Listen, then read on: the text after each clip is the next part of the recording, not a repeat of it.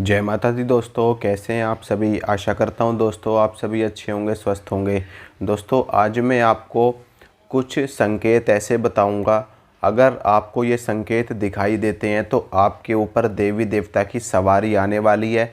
चाहे आप किसी भी देवी को पूजते हो, चाहे आप किसी भी देवता को पूजते हो। सबसे पहले मैं आपको ये बता दूं कि ये संकेत सिर्फ़ और सिर्फ उन लोगों को दिखाई देते हैं जो लोग भगत होते हैं, जो लोग साधक होते हैं, या जो लोग इस लाइन में साधनाएं कर रहे हैं, पूजा पाठ कर रहे हैं, जप तप कर रहे हैं। और सामान्य लोगों को ये संकेत नहीं दिखाई देते। सामान्य लोगों को सिर्फ़ और सिर्फ अगर ये संकेत, इनमें से कोई भी एक आधा संकेत दिखाई देता है तो वो किसी न किसी देवी या किसी न किसी देवता की वजह से ऐसा हो सकता है, या उनका कोई कनेक्शन उनसे हो सकता है, या कोई ऐसी उनकी गलती हुई हो, या कोई ऐसी उनकी मन्नत रह गई हो जिसकी वजह से देवी देवता आपको ये संकेत दिखा सकते हैं। लेकिन ये मोस्टली सिर्फ़ और सिर्फ भक्तों और साधकों को ही ये संकेत दिखाई देते हैं।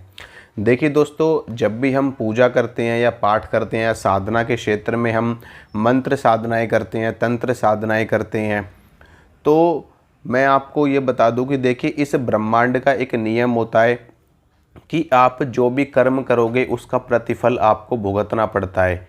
फिर चाहे वो अच्छा कर्म हो, फिर चाहे वो बुरा कर्म हो, हर एक्शन का एक रिएक्शन होता है, हर कर्म का एक प्रतिफल आपको प्राप्त होता ही होता है। अब जब आप साधनाएं करते हो, मंत्र जप करते हो, तो इसके बदले में देवी देवताओं को आपके पास आना पड़ता है, आपके काम को बनाना पड़ता है, आपको रिद्धि सिद्धि देनी पड़ती है, क्योंकि प्रकृति के नियम सभी के लिए समान है। देवी देवता भी इस नियम से परे नहीं है। अगर आप उनको पुकार रहे हो, अगर आप उनकी साधना कर रहे हो, तो निश्चित रूप से उनको आपके पास में आना ही पड़ेगा। जब आप साधनाएं करने लगते हो तो ये संकेत आपको दिखाई देने लगते हैं। पहला संकेत मैं आपको बताता हूँ। देखिए, पहला संकेत ये है कि पूजा पाठ करते समय या आप मंत्र का जाप कर रहे हो, अगर उस वक्त में आपके हाथ पैर सुन्न हो जाते हों, आपको ऐसा लगता हो कि जैसे हाथ पैर हमारे सुन्न हो रहे हैं, हाथ पैर हमारे ऐंठ रहे हैं, इनमें ब्लड का फ्लो कम हो रहा है, जैसे कहते हैं ना कि झंझनाहट सी होने लगती है हाथों में, पैरों में, जैसे हाथ पैरों में जान नहीं है बिल्कुल भी, अगर आपको ऐसा महसूस होता है तो ये जो संकेत होता है, ये शक्तियों के संकेत होते हैं। कई बार कुछ देवता ऐसे होते हैं कि जो हाथों से शरीर पे चढ़ते हैं, यानी कि हाथों से शरीर में प्रवेश करते हैं। कुछ देवता गर्दन पे खेलते हैं, कुछ देवता सिर के ऊपर प्रवेश करते हैं। तो इस तरीके से अगर आप किसी भी देवी की या किसी भी देवता को पूज रहे हो, तो वो उस देवता का विचार हो सकता है कि वो किस तरीके से आपके शरीर में प्रवेश करेंगे। तो हाथ पैर अगर आपके सुन्न हो रहे हैं तो ये भी एक संकेत होता है कि आपको शक्ति प्राप्त हो रही है, देवी देवता की सवारी आपको प्राप्त हो रही है। दूसरा जो संकेत है वो ये है कि पूजा पाठ करते समय आपको शरीर में झटके लग रहे हैं। झटके दोस्तों तब लगते हैं जब शक्तियाँ जो होती हैं वो हमारे शरीर में प्रवेश करती हैं एक झटके से, और एक झटके से बाहर निकलती हैं।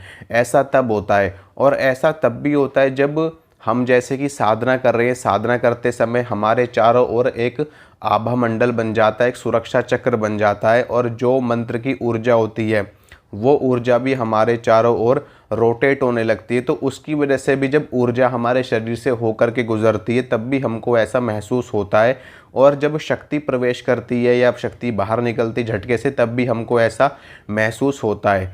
तो ऐसा अगर आपको महसूस हो रहा है तो ये भी एक संकेत होता है। तीसरा संकेत मैं आपको बताता हूँ कि आपको अपना शरीर भारी महसूस हो, आपको अपना सिर भारी महसूस हो, आपको अपने कंधे भारी महसूस हो, तो भी आप समझ जाना कि जो शक्ति है वो आपके सिर के ऊपर बैठी हुई है, या शक्ति आपके कंधों पर बैठी हुई है, या शक्ति आपके शरीर में प्रवेश कर चुकी है। ये भी एक संकेत होता है। इसके अलावा आप अपने आसन पर बैठे हुए हो, मंत्र जप रहे हो, आपको चक्कर आने लगे, या आपको ऐसा फील हो कि हमारा सिर घूम रहा है, हमको चक्कर आ रहे हैं, तो ये भी एक संकेत होता है कि आपके ऊपर देवी देवता प्रसन्न है, और वो आपको सवारी के रूप में आपके ऊपर आने वाले हैं, आपके ऊपर सवारी आने वाली है। ये भी होता है। अब इसके अलावा आपको घबराहट महसूस हो, बेचैनी महसूस हो, आपको उल्टी जैसा मन हो, तो ये भी एक बहुत बड़ा संकेत है कि आपको देवी देवताओं की सवारी प्राप्त होने वाली है। इसके अलावा जो सबसे बड़ा और सबसे मुख्य संकेत है वो मैं आपको बताता हूँ। देखिए, जब हमारे ऊपर देवी देवताओं की सवारी आती है, उनके दूतों की, पहली बात तो मैं आपको ये बता दूं कि कोई भी बड़ी शक्ति हमारे शरीर पर नहीं आती है।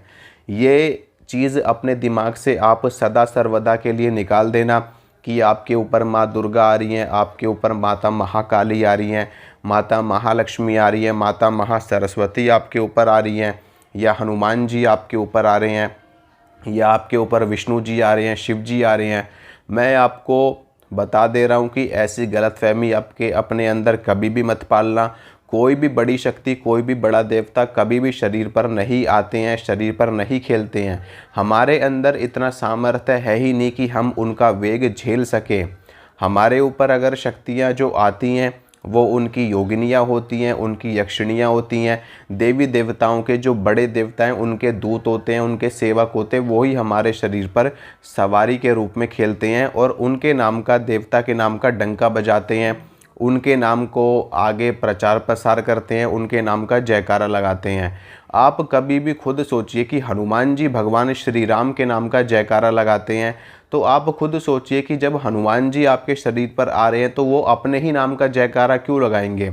हनुमान जी भगवान श्री राम के सेवक हैं, उनके दूत हैं, वो हमेशा श्री राम के नाम का जयकारा लगाते हैं।